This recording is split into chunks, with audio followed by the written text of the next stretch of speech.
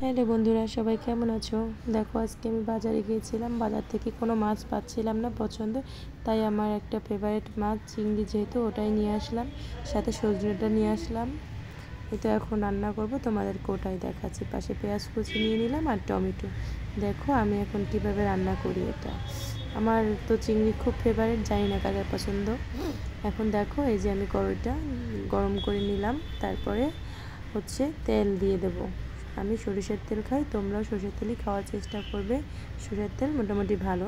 তারপরে আমি পেঁয়াজ কুচিটা দিয়ে দিলাম। আমি যেহেতু একাই ভিডিও করছিলাম, সেহেতু ভিডিওটা ভালো করে ফোনটা ধরতে পারছিলাম না, আর একা না মানে করতে হচ্ছিলো, তাই একটু প্রবলেম হয়েছে। দেখো, পেঁয়াজ কুচিটা বাদামি করে একটু ভেজে নিবে। ভেজে নিয়ে চিংড়িগুলো দিয়ে দিলাম। চিংড়িগুলো হচ্ছে তেলে ভাজতে হবে খুব ভালো করে। এখানে এখন লবণ দিয়ে দেব আর কিছুটা হলুদ দিয়ে দেব। এই যে কিছুটা হলুদ আর লবণ দিয়ে চিংড়িটা আগে ভেজে নিতে হবে সুন্দর করে।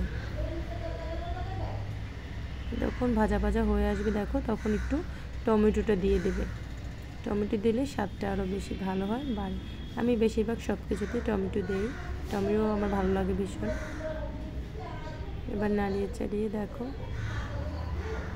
যখন এটাও ভাজা ভাজা হয়ে আসবে বুঝতে পারবে, তখন তোমরা সজনেটাও এর সাথে দিয়ে দিবে। এই যে এবার দিয়ে নেড়ে চেড়ে নিবে। আমার কাছে খুব ভালো লাগে সজনে, যার ভিতরে দিয়ে আমার খুব পছন্দ সজনেটা। আর চিংড়ি থাকলে তো কথাই নেই। এবার দেখো, কিছুটা মশলা দিয়ে দিচ্ছি। গুঁড়ো ঝাল দিয়ে দিলাম, মরিচ, এখানে জিরার গুঁড়ো দিয়ে দিচ্ছি। এবার এটা একটু হালকা গরম মশলা দিয়ে দিলাম।